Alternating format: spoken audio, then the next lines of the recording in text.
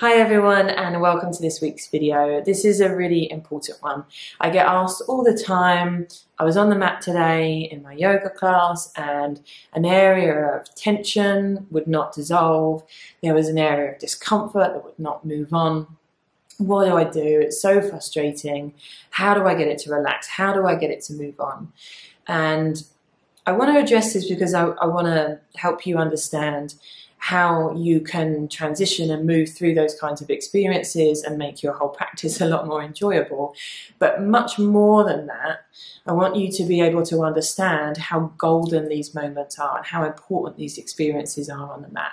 When we have discomfort in the body or we have some kind of challenge in the body to deal with, it's like gold dust. That's where the healing is. That's where the unfolding of the really good stuff is. So what can start as just a niggle, an area that won't let go, can unfold a huge big part of your healing journey. So I really want to help you be able to access the power of those moments.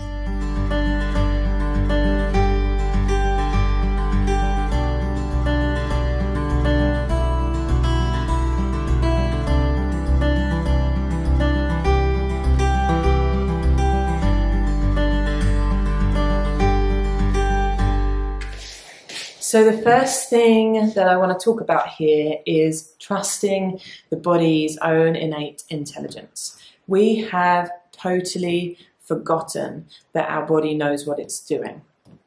So when we are on the mat and something comes up, maybe it's a tension in the jaw that won't dissolve, there is a very good reason for that being there.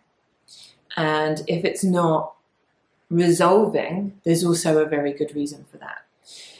It's really a very humbling and healthy perspective to get into, to begin to trust your body's own innate intelligence and remember that it has this incredible intelligence present.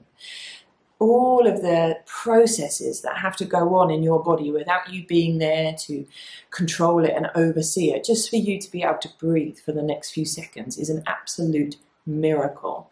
We break it down to a cellular level, those little things that had to happen for you to be grown in the first place, birthed into the world, and then to be able to live is beyond the miracle and beyond anything that we will ever be able to understand as humans. There is this natural rhythm, there is this natural intelligence deep within the body, and it does know what it's doing, and we have totally forgotten that. So when these things are coming up, there's a very good reason for them. So the next thing that's really important to understand and know how to do is that when let's say we have some tension come up or some discomfort come up in the body that's not resolving, rather than treating that immediately as a frustration and as a problem that we just want to get rid of, which makes the whole situation worse, what we need to do is turn towards it with acceptance and allowance. And we need to be willing to be present with it. So almost treating it like a little child on the inside of you that needs you to be with it, needs you to listen to it. So imagine you had a little child that had some kind of behavior going on that was a bit out of balance and unhealthy. And rather than ever getting to know why they were acting that way or what was going on with them, you just got frustrated with them and turned against them. It's not going to end well. It's no different with your body and with these little issues or these big issues that can come up. So we have to be willing to turn towards and look, and we have to be willing to spend time with these experiences in the body, to get to know them, and to be able to do that, not always, especially when it's a long-term journey, but to be able to sometimes at least do that with an open heart and with an allowing, accepting kind of energy. So rather than this wanting to control, wanting to force, wanting to get rid of, it's a more yielding, allowing, accepting. So you're giving that issue within your body space to exist. It's there for a reason. It needs your presence and it needs you to listen to it. There is no way you're going to be able to resolve long-term issues without listening to what is needed. So what I do and what many people do is once you have spent time with the issue and you're a little bit more present, a little bit more allowing it to be in your space, maybe you ask, what are you here to tell me? What do you need me to hear? What do you have to say to me today? What do I need to know about you that I haven't got to know yet? So asking these kind of questions. A little side note is then to try to stay quite empty. So try not to be filled with what you think you know, and try to be in a listening state. Sometimes you will receive an answer or an insight very quickly. Sometimes it will take a long time. And this brings me back to this, remembering that our body has its own innate intelligence. It will resolve, it will speak to you when it's ready. And if it's not, if you're not getting that information yet, there'll be a good reason for that. So picture somebody who is in severe trauma. Maybe they're still in shock, and you try to force that person to heal before they're ready, to confront their issues, their demons before they're ready, and to confront their fears before they're ready. It's a very good chance, if that person is not ready, that what you're going to cause is more trauma. They're going to possibly implode. They're going to possibly have a breakdown because they're just not ready to go there yet. And it's the same small, tiny little versions, but within our body, sometimes things are just not ready to unfold yet. And we have to trust that that is in our best and highest interests. So if nothing is resolving yet, as frustrating as I know that is, reminding ourselves that this is just not ready yet is the only thing we can do. So I'm not going to lie to you, it takes a lot of, I'm not going to tell you this is like a super beautiful, lovely journey. And you ask your body what its problem is and it tells you, and then you resolve it, and it's really nice. It doesn't unfold like that. It is messy, it's long term, it's frustrating. And that's just the way that healing goes, unfortunately. Whether we're healing the body or whether we're healing the mind and emotional, internal stuff, it's all the same. It takes time and it doesn't go beautifully and perfectly. So I'm going to tell you that it does involve a lot of softening of our energy, wanting to control, wanting to force, and it takes a lot of love and a lot of patience to be able to be with yourself in this way. And I do want to encourage you down this path of seeing this, which is my next point, as an opportunity to develop a deeper sense of love for yourself, for other people, for your life itself. So we've talked about the kind of difficult side of that, the challenge of that, but let's talk about something that comes out of this that's just really, really lovely. A lot of us are looking at our lives, the people in our lives and ourselves, spotting the things that aren't right and getting frustrated about them. And a lot of us are putting a lot of attention into that stuff. When you are presented with an imperfection within your body, you have the opportunity to allow yourself and give yourself permission to be imperfect. You can turn to yourself in those moments and take all of the pressure off. You can start to talk to yourself in a very different way, letting yourself off the hook and allowing yourself to be able to be a human being in an imperfect world. So the reality is that everybody in your life is going to be difficult sometimes. Every thing in your life is going to be challenging sometimes, and even your body itself, your mind, your emotions, all of it, it's all going to challenge you at times. There's no way we're going to be able to control everything that's going on in the inside, everything that's going on in the body, everything that's going on inside everyone else and the entire world around us, and make it all be exactly the way we want it to be. And yet that's how a lot of us move through the day, myself included, is trying to control, trying to make everything be just right. So a lot of pressure, it's a lot of suffering, it's a lot of tension, and it's just exhausting. Now, when these imperfections come up on the mat, it's just such a huge opportunity to go, do you know what? I'm just going to let this be the way it is. I'm gonna let my life and my body not be perfect, and I'm just going to let it be that way. I'm going to really give myself permission. I'm going to really let myself off the hook and allow my life and me to not have to be so perfect all of the time. I'm going to let there be bumps in the road. I'm going to let there be messiness, and I'm going to let there be imperfection, because do you know what? Life is actually meant to be like that. And it is going to be like that, whether I like it or not. So one thing I can do is take the pressure off. I can stop the effort to control. I can relax a little bit into that. I can allow that more.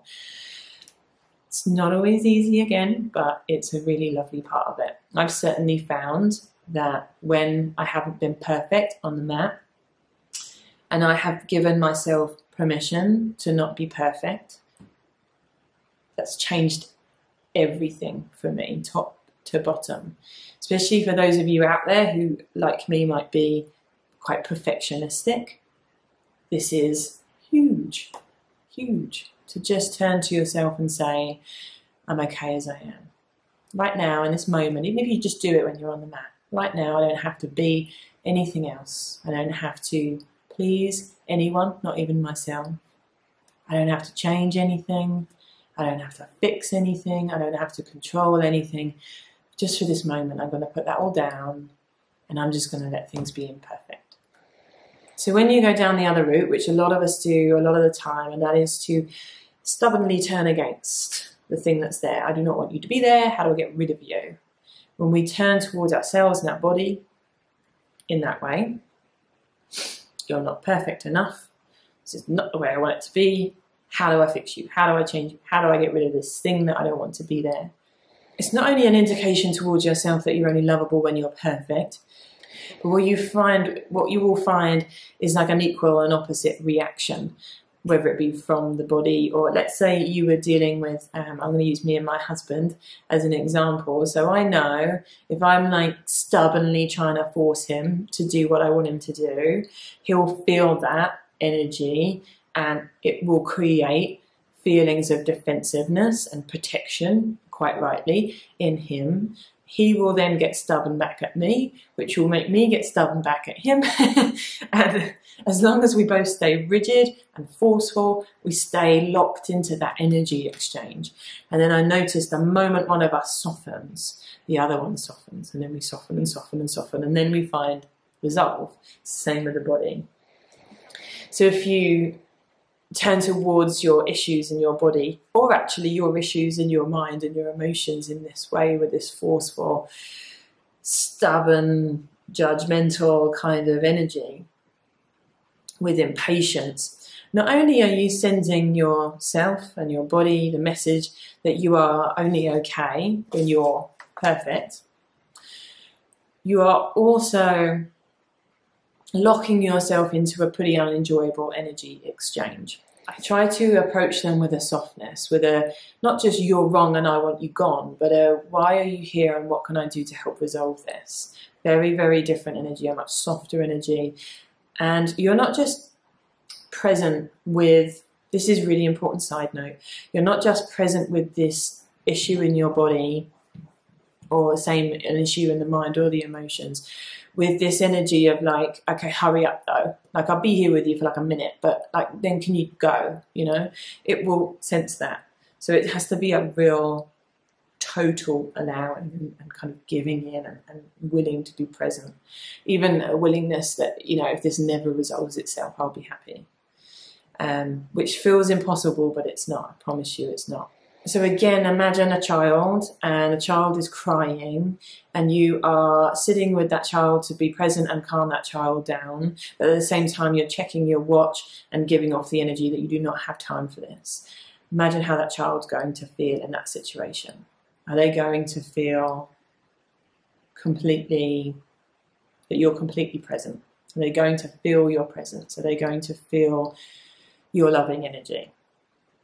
So we have to really think about it in terms of just our relationships that we have with people. It's very much the same as the relationship we have with the body. If you're going to turn towards and be present with whatever's going on in your body, it has to be with an energy of, I'm really going to allow you to be here because I actually really want to get to know you. I don't want to just want to get rid of you. I want to get to know you. I want to know why you're here. I want to know what I can do for you. Not just I want to get rid of you as quick as possible. So please, please, please, take off the pressure, take off the judgment, take off the control. It's awesome to learn to drop those energies anyway. You will find that will spill out into everyday life as well. And bring in allowing, which is all that we learn in yin yoga is this yin energy of allowing, accepting, which is hugely, hugely powerful. Okay, last tip. This one's quite a challenge. So when you have something going on in your body that you are dealing with, maybe even just in bed at night, maybe you're not on the yoga mat, and it's not moving on, to be able to get into that space where you are fully accepting and allowing, you are willing to be fully present so that you may really get to know it and unfold and help it.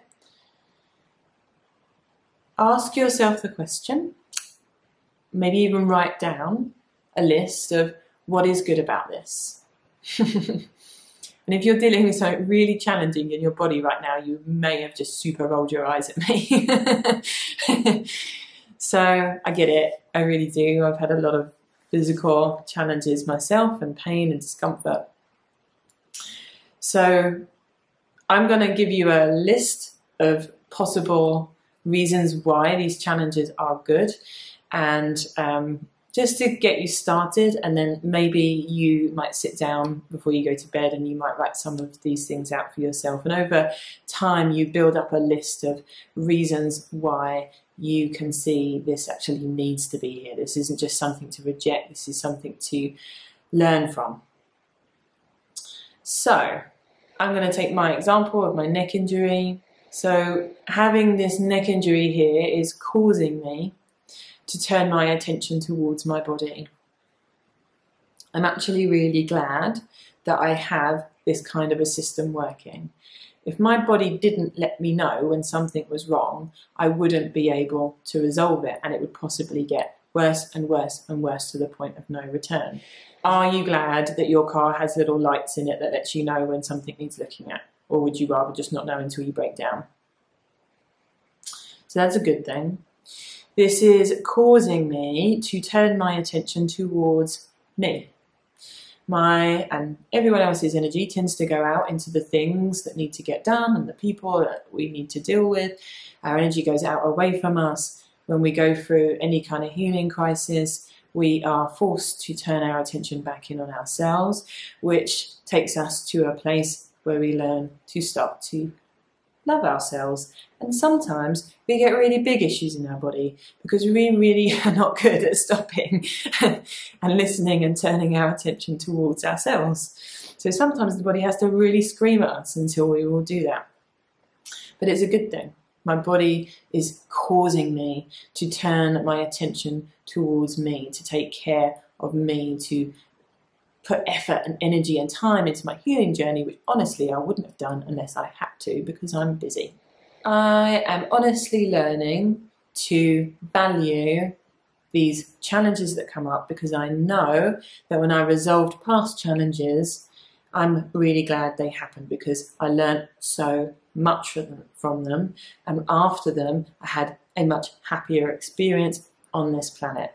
There is so much more depth and enjoyment that is found in life when we learn our big lessons. So I am glad that my neck or whatever is causing me problems, because I know that I'm probably going to learn some really juicy life skills out of this. And I am glad that I have had these issues, because it allows me to have a lot more empathy and understanding towards other people.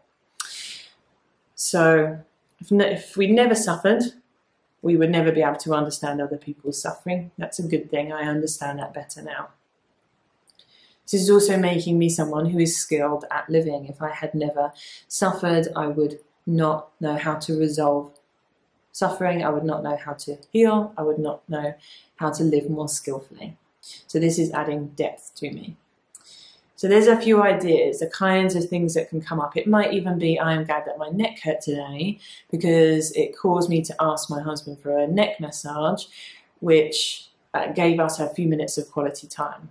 Or I am glad that my neck's hurting because it caused me to go to a chiropractor, and I met a lovely person in reception who I really enjoyed chatting to today. So it can be like the big profound things, and it can just be the tiny little things. So just finding as much benefit as you can, as much goodness as you can about what you're going through to allow you to move into a space of total allowing and total acceptance. What is good about what is here, and how is this here for my highest good? So to encapsulate everything that I've been through, which is a lot, trust your body's innate intelligence. Remember, it has it. It's an intelligent organism. Trust the intelligence of your body. Be willing to be present with your body. Don't turn against it, turn towards it with love. Learn about love. Learn about what a loving presence and unconditional presence looks like in that process. Trust the process. Be humble, dudes. We do not know exactly why things are unfolding the way they are, but I can tell you they're unfolding for good reason. So have faith, trust the process, and in that, learn patience, learn allowing, learn acceptance.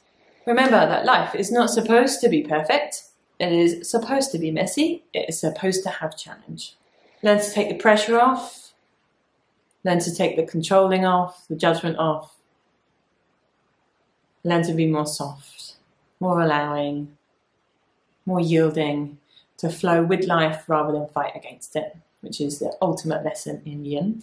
Take this opportunity to deepen and build a much healthier relationship with yourself and with your body, and then ultimately that will spill out into your relationships with the people around you, lead to a lot more happiness, a lot more depth.